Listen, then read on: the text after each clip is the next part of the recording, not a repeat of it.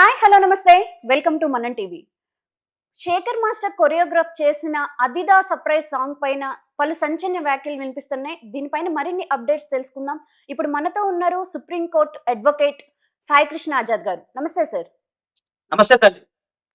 Sir, Shekhar master గారు choreographer చేసిన అదిదా surprise అయితే శృతి మించిందని చెప్పొచ్చు. ఆ స్టెప్స్ అయితే దీనిపైన మొట్టమొదటిగా మనం టీవీ వేదిక పైన మీరు వాయిస్ రేస్ చేశారు.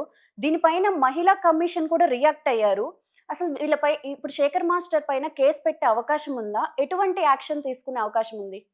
ఒకటండి, మనం ఆ రోజు చెప్పాం. దాదాపు 1 వీక్ 10 డేస్ బ్యాకే మనం టీవీ వేదికగా మనం ఆ రోజు మొట్టమొదటిసారి మనం యూట్యూబ్ చరిత్రలోనే మొట్టమొదటిసారిగా మనము దానిపైన గళాన్ని విప్పాం.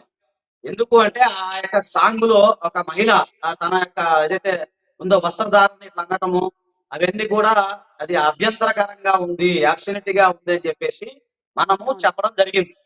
ఓకేనండి. తర్వాత దాని మీద అభ్యంతరాలు వ్యక్తం చేస్తూ కూడా మనము చెప్పాము.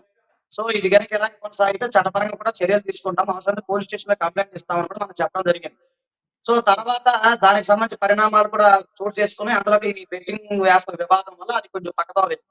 కాకపోతే ఈ రోజు ఏంటంటే గుడ్ న్యూస్ ఏంటంటే ఆ మహిళా కమిషన్ వారు దాంట్లో స్పందించి ఇమీడియట్ గా దాని యొక్క ఏదైతే ఆ పాటను తొలగించాలని చెప్పేసి ఆదేశాలు ఇవ్వడం జరిగింది.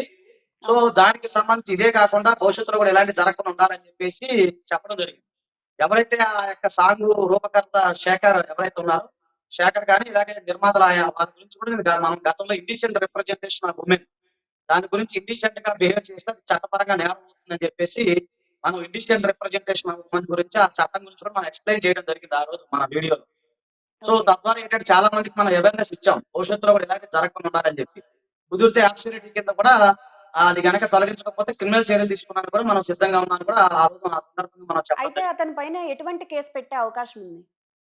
అంటే ఇప్పుడు వార్నింగ్ ఇచ్చారు మహిళా కమిషన్ వారు. ఒకవేళ ఇప్పుడు కనుక వారు కనుక స్పందించి ఆ యొక్క సాంగ్ సంబంధించిన ఏదైతే ఉందో అవన్నీ తీయకపోతే అప్పుడు దానికి సంబంధించిన పోలీసు కంప్లైంట్ ఏదైతే ఉందో పోలీసు వారు రిఫర్ చేయొచ్చు మహిళా కమిషన్ వారు. దానికి అబ్సల్యూట్ కింద దాదాపు 3 ఇయర్స్ వరకు జైలు శిక్ష పడే అవకాశం ఉంది. ఇనిషియల్ రిప్రజెంటేషన్ ఆఫ్ ఉమెన్ కింద 6 నెలల నుంచి 2 ఇయర్స్ వరకు జైలు శిక్ష పడే అవకాశం ఉంటుంది. ఓకే. ఈ ఒక్క సాంగ్‌కే కాదు, అంతకు ముందు గూడా 'డాక్ మహారాజు'కు దాంట్లో గూడా ఇట్లాంటి కొరియోగ్రఫీ తను జేశారు. అంటే ఒకప్పుడు మంచి పేరున్న శేఖర్ మాస్టర్ గారు ఇప్పుడు శృతి మించి స్టెప్స్ చేస్తన్నారు. ఇంక ముందు ముందు గూడా ఇలా చేసే అవకాశం గూడా ఉందంటారు గదా!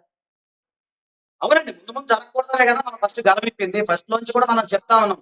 ఇప్పుడు ఒకటి ఏంటంటే ఏదైనా సరే ఎంటర్‌టైన్‌మెంట్ లాగా ఉండాలే గానీ, అందులో ఒక మహిళని కించపరిచే విధంగా అది అదేంటే ఇట్లా అనొచ్చు. ఏందంటే అది సాంగ్ అండి, సినిమా అండి అంటే కరెక్టే. చూసేదెవరు? ఒక సగటు ప్రేక్షకుడు. ఇప్పుడు చూసేదెవరు? మన కోసమే కదా తయారు చేసింది వాళ్ళు. సో, మన హ్మ్. కోసమే సినిమా మేకింగ్ కూడా చేసేది. కాబట్టి ఏంటంటే ఇదంతా చూసేది మనమే కాబట్టి మన కోసమే చేశారు. అలాగే మన కోసం చేశామంటే అది ఎఫెక్ట్‌గా ఉంటది. మనం మొన్న ఆ రోజు కూడా మాట్లాడటం జరిగింది. ఏదైనా సరే ఒక శృంగార రసం నవరసాల్లో శృంగార రసం అనేది ఒకటుంటది. కానీ శృంగారం పది దాటితే జుగుప్స అవుతుంది. ఆ రోజు జుగుప్సాకరంగా ఉందని చెప్పి మనం గట్టిగా మాట్లాడటం జరిగింది. So, right. ఇప్పటికైనా అంటే మనం ముందుగానే మేలుకున్నాం. మనం టీవీ ద్వారా మనం వాళ్ళకి హెచ్చరికలు కూడా పంపించాము. అలాంటి దాని మీద యాక్షన్ తీసుకోమని కూడా. సో, ఏంటంటే ఇది జుగుప్సాకరంగా ఉంటే ఎవరికైనా ఇబ్బందే కదా! అది మహిళలకు సంబంధించిన మోడెస్టీ ఆఫ్ వుమెన్. సరే ఆ మహిళ ఇష్టపూర్తిగా డాన్స్ చేసినప్పుడు కూడా చేపించింది వీళ్ళే కదా! ఆళ్ళదేముందండి యాక్టర్‌దేముంది, యాక్ట్రెస్‌దేముంది. మనం దానికి సంబంధించిన కొరియోగ్రాఫర్ లేకపోతే డైరెక్టర్ లేకపోతే నిర్మాతలు చెప్పినట్టే వింటారు. So, yes. దాంట్లో ఇది ఘోరంగా అంటే డాన్స్ చేయకూడదని ఎవరు లేరు. కానీ డాన్స్ చేయకుండా వస్త్రధారణ ఇలా ఉండటం అది అసలు చెప్పడానికి కూడా సిగ్గుగా ఉందది. సో, అలాంటివి భవిష్యత్తులో చేయకుండా ఉంటే బెటర్. ఎందుకంటే మన భారతదేశంలో ఇది మనం ఉన్నాము. ఇదొక కర్మభూమి, సంస్కృతి, సంప్రదాయం మనం ఎల్లప్పుడూ మనం కాపాడుకోవాలి. సో, ఇవన్నీ ఉంటాయి. సో, వీటన్నిటి కోసమే నేను ఫస్ట్ నుంచి కూడా మొత్తుకుంటాను. అయితే సార్, ఇప్పుడు ఈ 'అదిదా సర్ప్రైజ్' అనే సాంగ్ మనకి బయటకొచ్చింది. వైరల్ గూడా అయిపోయి పబ్లిక్‌లోకి గూడా వెళ్ళిపోయింది. కానీ బిఫోర్ దట్ పబ్లిక్‌లోకొచ్చే ముందు సెన్సార్ గూడా ఎలా అప్రూవల్ ఇస్తుంది ఇలాంటి వాటికి? అవునండి. భారతదేశంలో సెన్సార్ బోర్డ్ చాలా వీక్ ఉందండి. ఎందుకంటే సెన్సార్ బోర్డ్ అనేది అపాయింట్ చేయబడతది. కేంద్ర ప్రభుత్వమో లేదా రాష్ట్ర ప్రభుత్వానికి సంబంధించింది కాదది. ఒక సభ్యులు ఎవరైతే ఉన్నారో వాళ్ళని తీసుకొని అపాయింట్ చేస్తారు. So, okay. అపాయింట్ చేసినప్పుడు ఆ సెన్సార్ వాళ్ళు ఏది బాగుంటది, ఏది బాగోదు అని చెప్పేసి వాళ్ళు చేసే అవకాశం ఉంటది తప్ప వాళ్ళేమి గవర్నమెంట్‌కి సంబంధించిన సభ్యులేమి కాదు. సెన్సార్ బోర్డ్ అనేది ప్రభుత్వ అంటే నియమించే సంస్థ. Appoint by government of India, government of AP or Telangana. So, అంతవరకే ఉంటది తప్ప వేరేదేమి ఉండదు. దానివల్ల కాదు. అలా ఉందని చెప్పేసి మనం బయటికి వచ్చి పబ్లిక్‌లో వచ్చిందంటే మరి చట్టాలనేవి ఉన్నాయి ఎందుకండి? అబ్సెంటీ ఏదైతే ఉందో, అలాగే మోడెస్ట్ ఆఫ్ ఉమెన్ ఏదైతే ఉందో, వేరే చట్టాలు దేనికున్నాయి? సో, ఈ అవును. చట్టాల పరంగా మనము వెళ్ళాలి తప్ప అబ్సెంటీ సెన్సార్ బోర్డ్ ఉందంటే సెన్సార్ బోర్డ్ మీద కూడా కేసు వేయొచ్చు. సెన్సార్ బోర్డ్ ఏమి అతీతం కాదు. నాకు సంబంధించి చట్టం అనేది మెయిన్ ఉంటది. సో, సెన్సార్ బోర్డ్ వాళ్ళు ఇయన్నీ చూసుకోవాలి. ఇక చూసుకోకుండా మరి వదిలితే సమాజంలో ఇలాగే కదా! ఇబ్బంది అవుతుంది కదా!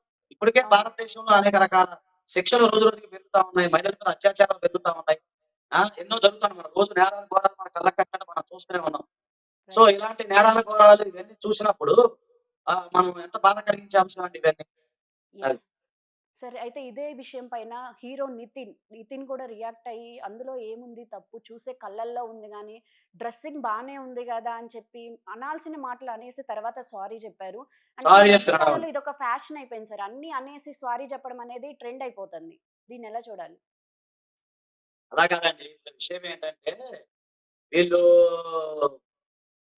ఏదంటారు కదా! కళ్ళకి పచ్చ కామెర్లు వచ్చినోడికి లోకమంతా పచ్చగా ఉంటదని చెప్పేసి లేదా వాళ్ళు అట్లా మాట్లాడడం కరెక్ట్ కాదు.